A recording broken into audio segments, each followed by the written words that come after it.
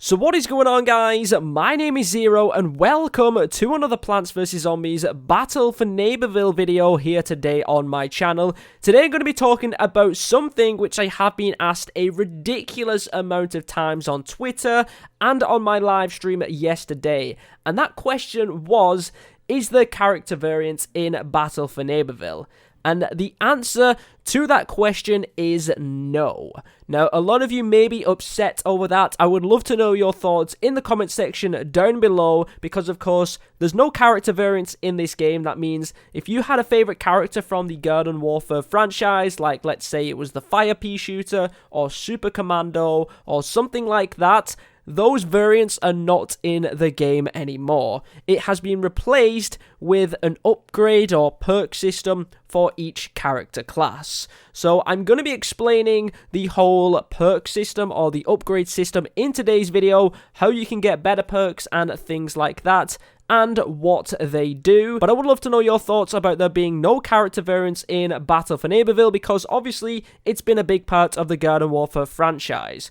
I wouldn't really think of this as a Garden Warfare game. Think of it as a new step in the Plants vs Zombies shooter genre, which instead of going for a huge amount of character variance, which is impossible to balance correctly, they've gone for just one character per class, and then you can customize those characters using the perks and upgrade systems to make them play how you would like. So here we are playing as the pea shooter with an amazing customization on our head. This is a gnome fishing for a taco, and all of you will be able to unlock this. I will have a video showing you how you can unlock this tomorrow probably, but we do have this hat right here, and what makes this hat so cool is it's called a spectrum hat, which means you can change the color of it. So we have 6 different colors. This is like the normal color. We can also have it in yellow, blue, pink, like a blacky gray color, and also in like a light white blue. So you've got 6 different colors that you can choose from. I'm going to stick with blue for now because I think blue is a pretty cool color.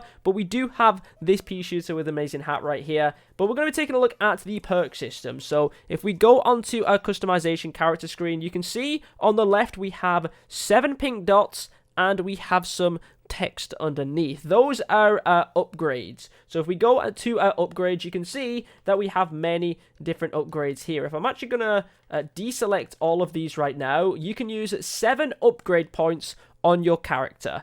And what happens is that you have 3 different characters available, so you can set one character with a certain cosmetic and upgrades, and then Pea Shooter 2 could be the same cosmetic, a different cosmetic, different perks, different upgrades. You can have 3 different loadouts at the same time, so if you're playing multiplayer, you don't need to customize your perks or your loadouts. You can just simply swap to a different one. But we have the Pea Shooter here. We're going to go into our upgrades, and you can see that we can use 7 upgrade points, and each upgrade has a different point system. So this one is costing 3. So if I use that, that means I can only use 4 more points. So I have to be careful of how many points I use. But there is a lot of different perks in the game. We have homing pea here, which if you put this upgrade on, your peas are going to home towards players a little bit. So you'll be a little bit more accurate. So therefore, it can make that character a little bit better. We have party time as well, which I think kind of puts you in like a party mode when you get a certain amount of vanquishes, where you can maybe move quicker and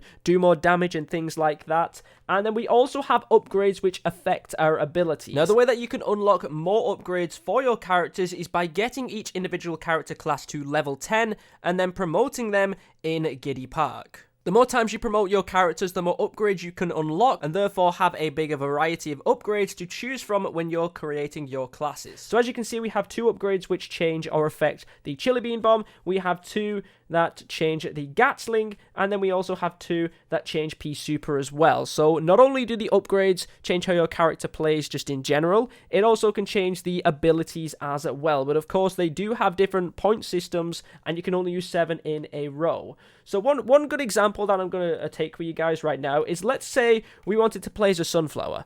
There are multiple ways that you can play a sunflower. Now, I don't have all of the upgrades available right now, but let's say I really want to play as the healer and support role for Sunflower. She is a support class, but if you really want to focus on those heals and those revives and things like that, you can use some perks to kind of utilize that. So, for example, we have Revive Reward, where we'll gain health by reviving an ally. That means that if I'm being shot at, I revive an ally, I've got extra health. That could be a really good one. Another good one is Super Saver, which means when you're reviving someone, you can jump and use your abilities, and it only costs 1 point. So that's a really good one, which I think is really good.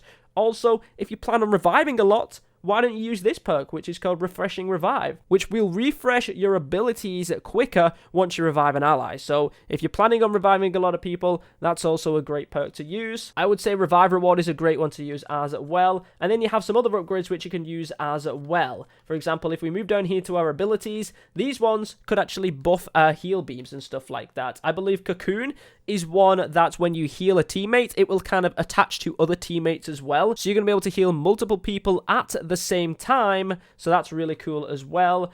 This one might allow you to use your solar beam more frequently or do more damage, and then you also have some other ones as well, like Quick Edges might shoot out more sun or heal people quicker, and then you've got different perks to change your upgrades. But there are some really cool ones in here. There's 3 for the heal beam, so if you want to play heal, you want to play revive, you can change up your perk system to suit your playstyle. Another great example is if you're playing as Acorn and you're playing Turf Takeover, you want to be dealing a lot of damage when you're pushing the objectives and stuff like that. So I might want to use Acorn 2 to be my damage dealer. So when I get a lot of upgrades, I'm going to upgrade my abilities so that they deal more damage and they're really powerful and things like that. However, in one of the Turf Takeover maps, you need to collect batteries and then you need to move it to a certain objective. So in that scenario, I don't want to be dealing a lot of damage. I want to be as quick and nimble as possible. So for that, I'm going to put my health regen delays on. So if I'm being shot at, I'll start healing quicker.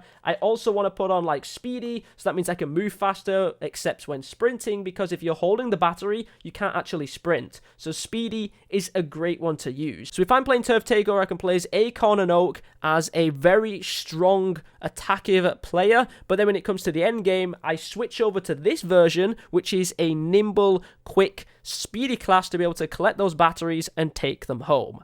That's the kind of things what you can do with the perk system. Yes, there are no character variants in the game, but you do have perks which can kind of trade that off. For example, for the Sunflower, there is an upgrade called Vampire Flower, which is an upgrade which kind of turns the Sunflower into Vampire Flower themselves, where you will be able to heal while you're doing damage. So things like that can change your characters, and also I would love them to add more perks and upgrades into updates after the game has launched. I think that would be really cool, and it'll keep people mixing up their strategies, especially if it's going to change up their abilities as well. So that is the upgrade system which is now in the game. Hopefully you did find this video helpful, but let me know after you've watched this video now, what do you think of the perk system? Do you like it? Do you still think it needs some tuning?